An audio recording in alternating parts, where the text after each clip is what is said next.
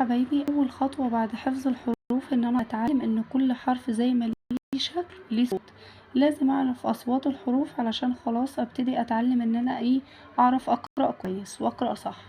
أول حاجة معايا A أ B ب C ك D د E إ F G ج H ه I إ J ج